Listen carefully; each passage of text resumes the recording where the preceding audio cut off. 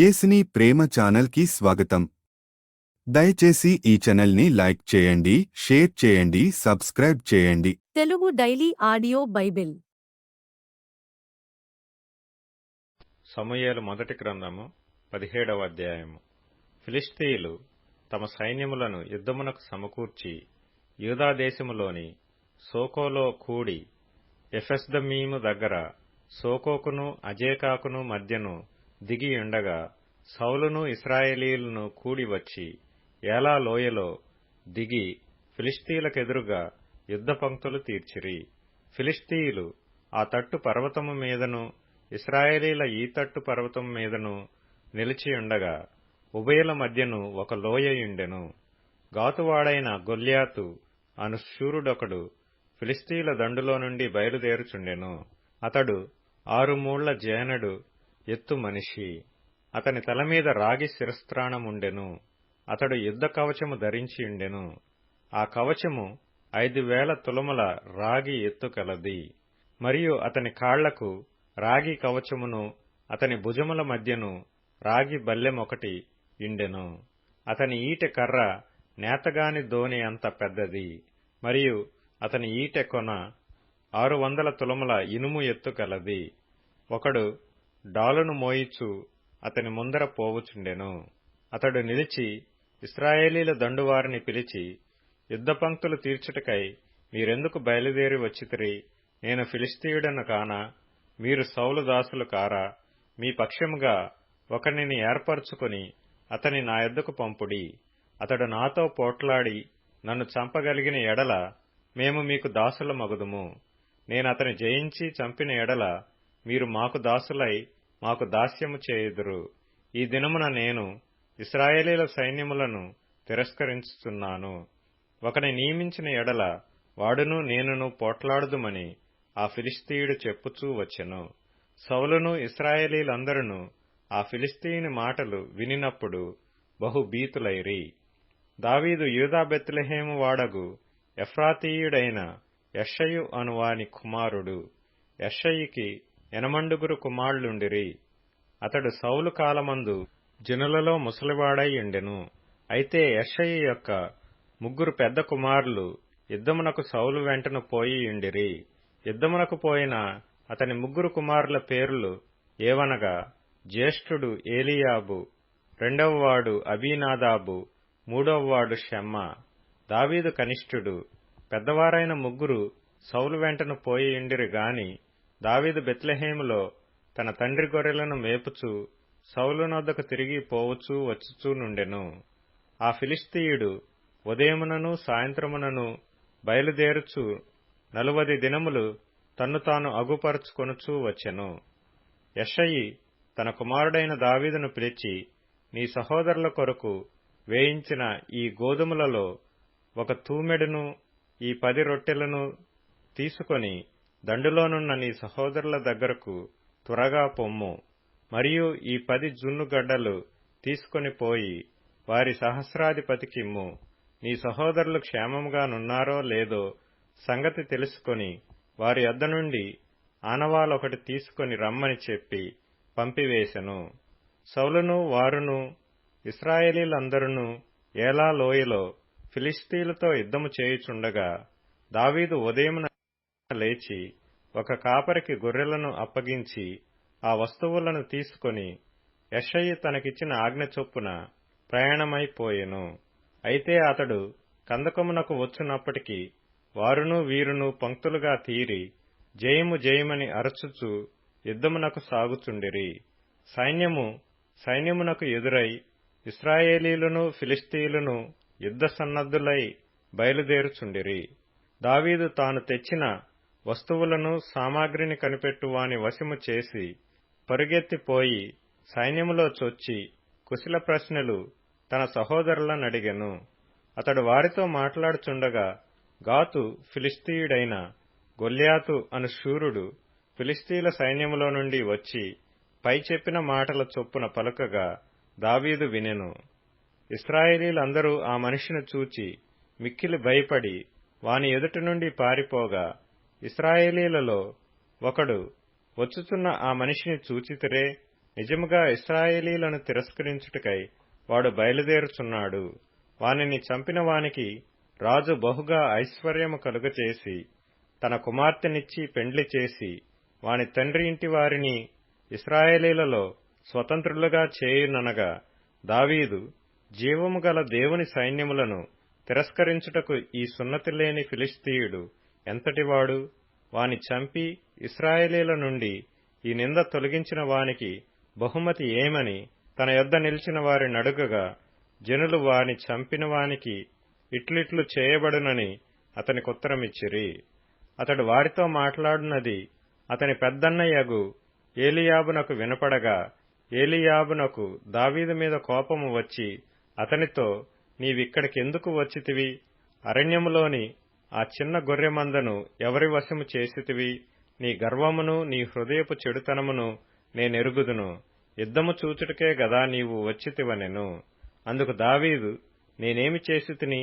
మాట మాత్రము పలికితినని చెప్పి అతని యొద్ద నుండి తొలగి తిరిగి మరొకని ఆ ప్రకారమే అడుగగా, జనులు వానికి అదే ప్రకారము ప్రత్యుత్తరమిచ్చిరి. దావీదు చెప్పిన మాటలు నలుగురికిని తెలియగా జనులు ఆ సంగతి సౌలుతో తెలియచెప్పిరి. గనుక అతడు దావీదును పిలువనంపెను. ఈ ఫిలిష్తీయుని బట్టి ఎవరి మనసును కృంగ నిమిత్తము లేదు.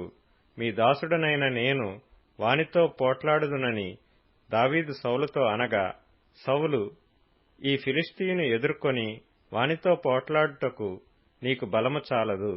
నీవు బాలుడవు. వాడు బాల్యము నుండి యుద్ధాభ్యాసము చేసిన వాడని దావీదుతో అనెను. అందుకు దావీదు సౌలుతో ఇట్లనెను, మీ దాసుడనైన నేను నా తండ్రి యొక్క గొర్రెలను కాయిచుండ సింహమును ఎలుగుబంటియును వచ్చి మందలో నుండి ఒక గొర్రెపిల్లను ఎత్తుకొని పోవుచుండగా నేను దానిని తరిమి చంపి దాని నోట నుండి ఆ గొర్రెను విడిపించితిని. అది నా మీదికి రాగా దాని గడ్డము పట్టుకొని దానిని కొట్టి చంపితిని. మీ దాసుడనైన నేను ఆ సింహమును ఎలుగుబంటిని చంపితినే. జీవము గల దేవుని సైన్యములను తిరస్కరించిన ఈ సున్నతి లేని ఫిలిష్తీయుడు వాటిలో ఒకదాని వలె అగుననియు, సింహము యొక్క బలము నుండియు ఎలుగుబంటి యొక్క బలము నుండియు నన్ను రక్షించిన యెహోవా ఈ ఫిలిష్తీయుని చేతిలో నుండి కూడాను నన్ను విడిపించుననియు చెప్పెను. అందుకు సౌలు, పొమ్ము, యెహోవా నీకు తోడుగా నుండునుగాక అని దావీదుతో అనెను.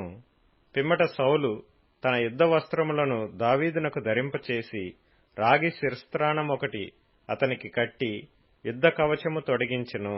ఈ సామాగ్రి దావీదునకు వాడుక లేదు గనుక తాను తొడిగిన వాటిపైన కత్తి కట్టుకొని వెళ్లకలిగినది లేనిది చూసుకొనిన తరువాత దావీదు, ఇవి నాకు వాడుక లేదు, వీటితో నేను వెళ్లలేనని సౌలుతో చెప్పి వాటిని తీసివేసి తన కర్ర చేత పట్టుకొని ఏటిలోయలో నుండి 5 నున్నని రాళ్లను ఏరుకొని తన యొద్దనున్న చిక్కములో నుంచుకొని వడిసెల చేత పట్టుకొని ఆ ఫిలిష్తీయుని చేరువకు పోయెను. డాలుమోయువాడు తనకు ముందు నడవగా ఆ ఫిలిష్తీయుడు బయలుదేరి దావీదు దగ్గరకు వచ్చి చుట్టూ పారచూచి దావీదును కనుగొని అతడు బాలుడై ఎర్రటివాడును రూపసీయునై యుండుట చూచి అతని తృణీకరించెను. ఫిలిష్తీయుడు కర్ర తీసుకొని, నీవు నా మీదకి వచ్చుచున్నావే, నేను కుక్కనా అని దావీదుతో చెప్పి తన దేవతల పేరట దావీదును శపించెను. నా దగ్గరకు రమ్ము, నీ మాంసమును ఆకాశ పక్షులకును భూమృగములకును ఇచ్చివేతునని ఆ ఫిలిష్తీయుడు దావీదుతో అనగా, దావీదు, నీవు కత్తియు ఈటెయు బల్లెమును ధరించుకొని నా మీదకి వచ్చుచున్నావు. అయితే నీవు తిరస్కరించిన ఇశ్రాయేలీల సైన్యములకధిపతియగు యెహోవా పేరట నేను నీ మీదికి వచ్చుచున్నాను. ఈ దినమున యెహోవా నిన్ను నా చేతికి అప్పగించును. నేను నిన్ను చంపి నీ తల తెగవేతును. ఇశ్రాయేలీలలో దేవుడున్నాడని లోక నివాసులందరూ తెలుసుకొనున్నట్లు నేను ఈ దినమున ఫిలిష్తీయుల యొక్క కళేబరములను ఆకాశ పక్షులకును భూమృగములకును ఇత్తును. అప్పుడు యెహోవా కత్తి చేతను ఈటి చేతను రక్షించువాడు కాడని ఈ దండువారందరూ తెలుసుకొందురు. యుద్ధము యెహోవాదే, ఆయన మిమ్మును మా చేతికి అప్పగించునని చెప్పెను.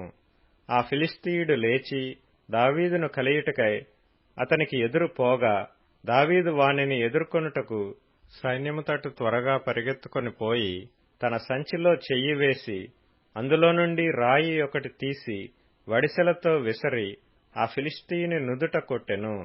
ఆ రాయి వాని నుదుట చొచ్చినందున వాడు నేలను బోర్లపడెను. దావీదు ఫిలిష్తీయుని కంటే బలాఢ్యుడై ఖడ్గము లేకయే వడిసెలతోనూ రాతితోనూ ఆ ఫిలిష్తీయుని కొట్టి చంపెను.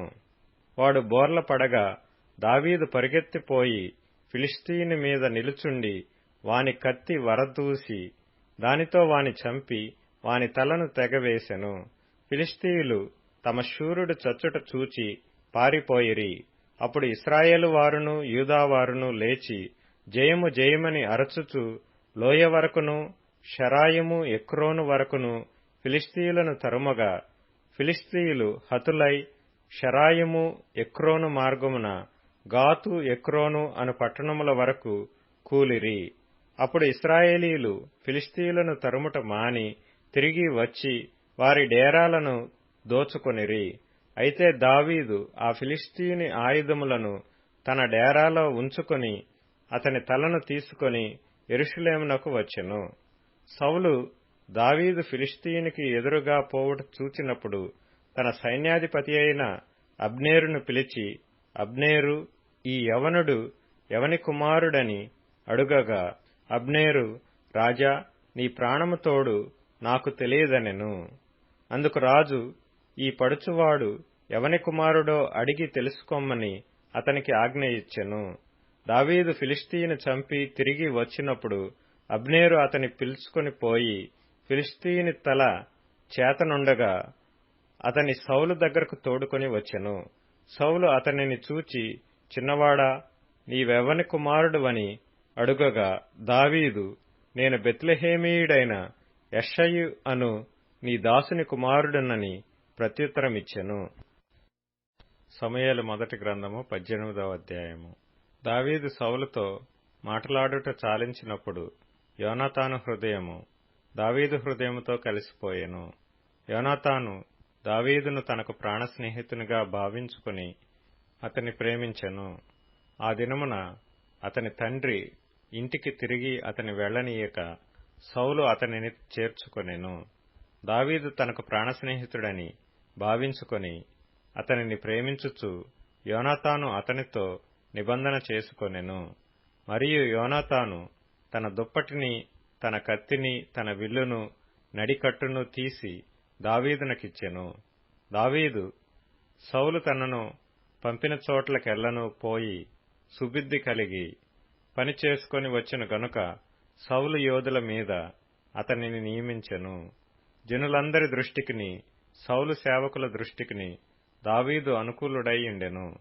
దావీదు ఫిలిష్తీయుని హతము చేసి తిరిగి వచ్చినప్పుడు స్త్రీలు ఇశ్రాయేలీల ఊళ్లన్నిటిలో నుండి తంబుర్లతోనూ సంభ్రమముతోనూ వాద్యములతోనూ పాడుచూ నాట్యమాడుచూ రాజైన సౌలును ఎదుర్కొనుటకై వచ్చిరి. ఆ స్త్రీలు గాన ప్రతిగానములు చేయుచు వాయించుచు సౌలు 1000 కొలదియు దావీదు 10,000 కొలదియు శత్రువులను హతము చేసిరనిరి. ఆ మాటలు సౌలునకు ఇంపుగా నుండనందున అతడు బహుకోపము తెచ్చుకొని, వారు దావీదునకు 10,000 కొలది అనియు నాకు 1000 కొలది అనియు స్తుతులు పాడిరే, రాజ్యము తప్ప మరి ఏమి అతడు తీసుకొనగలడు అనుకొనెను. కాబట్టి నాటి నుండి సౌలు దావీదు మీద విషపు చూపు నిలిపెను. మరునాడు దేవుని యొద్ద నుండి దురాత్మ సౌలు మీదికి బలముగా వచ్చినందున అతడి ఇంటిలో ప్రవచించుచుండగా దావీదు మునుపటిలాగున వీణ చేత పట్టుకొని వాయించెను. ఒకప్పుడు సౌలు చేతిలోనొక ఈటె ఉండగా దావీదును పొడిచి గోడకు బిగించుదుననుకొని సౌలు ఆ ఈటెను విసిరెను. అయితే అది తగలకుండా దావీదు 2 మార్లు తప్పించుకొనెను. యెహోవా తనను విడిచి దావీదునకు తోడైయుండుట చూచి సౌలు దావీదునకు భయపడెను. కాబట్టి సౌలు అతని తన యొద్ద నుండనీయక సహస్రాధిపతిగా చేసెను. అతడు జనులకు ముందు వచ్చుచూ పోవుచూ నుండెను. మరియు దావీదు సమస్త విషయములలో సుబుద్ధి కలిగి ప్రవర్తింపగా యెహోవా అతనికి తోడుగా నుండెను. దావీదు మిగుల సుబుద్ధి గలవాడై ప్రవర్తించుట సౌలు చూచి మరి అధికముగా అతనికి భయపడెను. ఇశ్రాయేలు వారితోనూ యూదా వారితోనూ దావీదు జనులకు ముందు వచ్చుచు పోవుచు నుండుట చేత వారు అతనిని ప్రేమింపగా, సౌలు నా చెయ్యి వాని మీద పడకూడదు, ఫిలిష్తీయుల చెయ్యి వాని మీద పడునుగాక అనుకొని, దావీదు, నా పెద్ద కుమార్తె అయిన మేరబును నీకిత్తును, నీవు నా పట్ల యుద్ధశాలివై ఉండి యెహోవా యుద్ధములను జరిగింపవలెననెను. అందుకు దావీదు, రాజునకు అల్లుడనగుటకు నేనెంతటి వాడను, నా స్థితి అయినను ఇశ్రాయేలులో నా తండ్రి కుటుంబమైనను ఏపాటివని సౌలుతో అనెను. అయితే సౌలు కుమార్తె అయిన మేరబును దావీదునకు ఇయ్యవలసి ఉండగా, సౌలు ఆమెను మెహోలతీయుడైన అద్రీయేలుకిచ్చి పెండ్లి చేసెను.